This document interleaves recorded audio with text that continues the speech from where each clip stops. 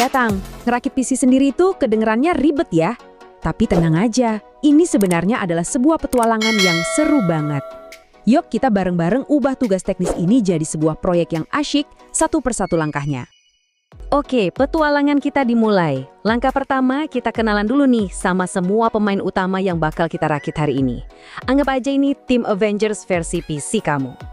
Oke, ini dia nih persenjataan kita. Otaknya kita pakai Intel Core i5. Terus, papan sirkuit utamanya atau jantungnya dari Asus. Memorinya yang super cepat dari tim T-Force.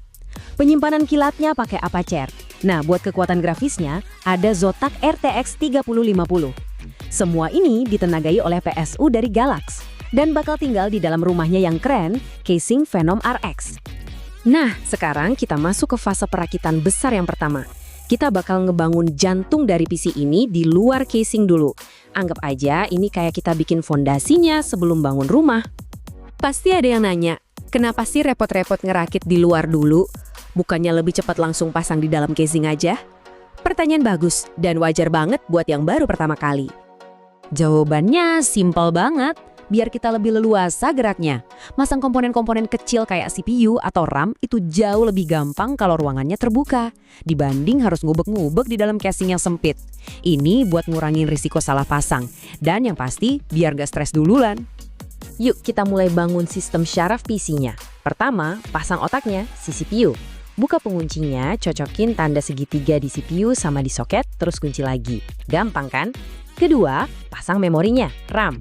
Ketiga, pasang SSD M2 yang super tipis itu.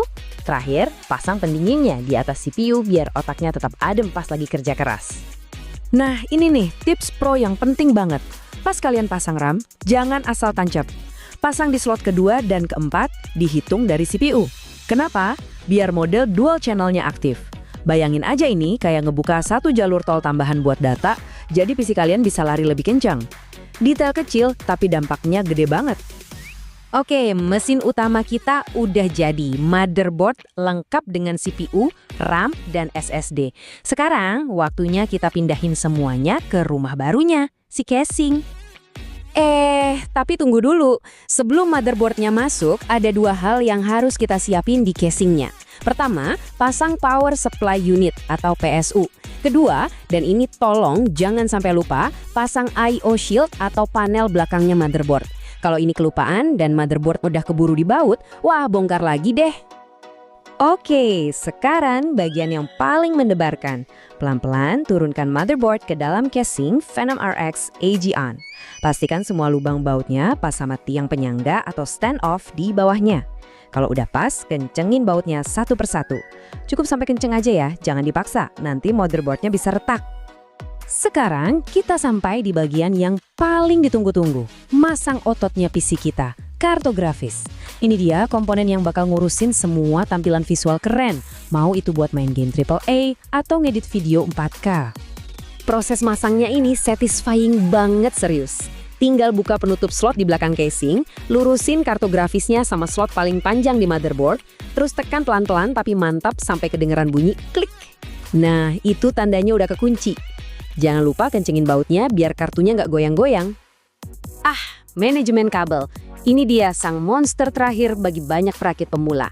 Kelihatannya emang ribet dan semrawut. Tapi tenang, ini tantangan terakhir sebelum PC kita hidup. Kita bakal taklukan bareng-bareng. Kita mulai dari yang paling gede dan paling penting dulu ya. Pertama, sambungin kabel daya 24 pin yang paling tebel itu ke motherboard. Terus, kabel daya 8 pin buat CPU, biasanya letaknya di pojok kiri atas motherboard.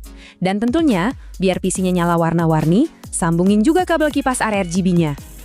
Oke, jujur aja ya, bagian paling nyebelin itu biasanya kabel-kabel super kecil dari panel depan casing. Tahu kan? Kabel buat tombol power, tombol reset, lampu LED hard disk. Ukurannya kecil, tulisannya kecil, posisinya susah dijangkau. Aduh, ini emang PR banget. Terus solusinya gimana? Simple. Jangan sok tahu, jangan nebak-nebak. Buka buku manual motherboard kalian. Serius, di situ ada diagram yang jelas banget nunjukin pin mana buat kabel yang mana. Buku manual itu adalah kitab suci kalian di tahap ini. Percaya deh. Oke, semua komponen sudah di tempatnya. Semua kabel penting sudah tersambung. Jantung mungkin udah mulai deg-degan kan? Haha, inilah dia, momen kebenarannya.